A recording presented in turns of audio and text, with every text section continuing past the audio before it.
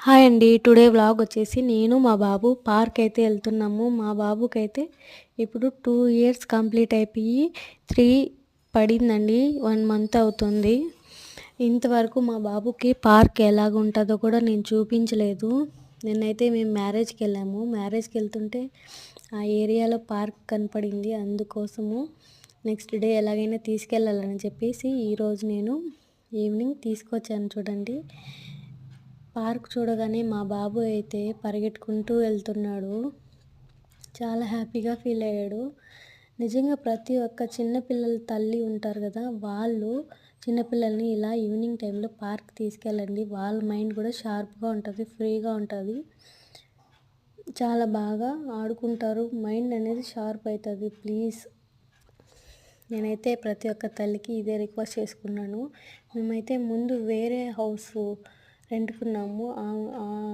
రెంట్కున్న ఏరియాలో పిల్లలు ఉన్నారు కదా, వాళ్ళు కనిపించారు మాకు. కనపడగానే మా ఆదర్శని తీసుకొని ఆడుకుంటూ అందరూ కలిసి ఆడుకున్నారు చూడండి. నేనైతే అందరూని కూర్చోమని చెప్పి తిప్పుతున్నాను.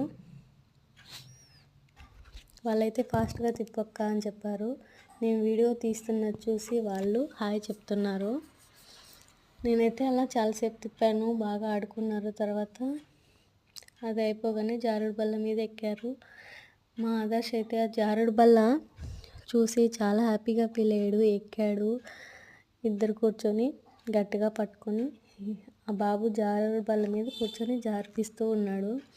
ఆ తర్వాత అక్కడ ఉన్న ఉయ్యాలు చూశాడు. అక్కడ చిన్నపిల్లలు ఆడుకుంటూ ఉంటే పరిగెట్టుకుంటూ వెళ్ళి వాళ్ళని కూడా దిగండి అని చెప్పి ఏడ్చుకుంటూ ఉన్నాడు. వాళ్ళు చూసి చిన్నపిల్లాడు ఎందుకు ఏడ్చేదని వాళ్ళు కూడా ఉయ్యాలు ఇచ్చేసి వెళ్ళిపోయారు. పట్టుకుంటాడో లేదో అని చాలా భయపడ్డాను, కానీ చాలా గట్టిగా పట్టుకున్నాడు చూడండి. వాళ్ళు పట్టుకున్నది చూసి ఇలా పట్టుకోవాలని చెప్పి వాడు పట్టుకొని ఊగుతూ ఉన్నాడు.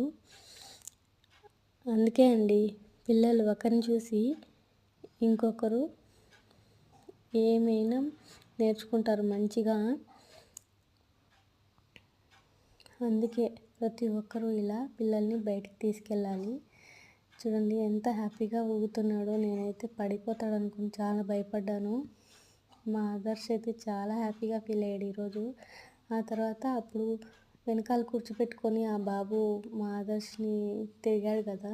ఇప్పుడైతే మళ్ళీ వెళ్ళేటప్పుడు చూసి ఒక్కడే కూర్చొని తిరగాలని ఏడ్చాడు. నేనైతే ఎత్తుకొని కూర్చోబెట్టి ముందర నుంచి తోసుకుంటూ వెళ్తున్నాను. ఎక్కడ పడతాడో ఏమో అని భయంగా. నాకైతే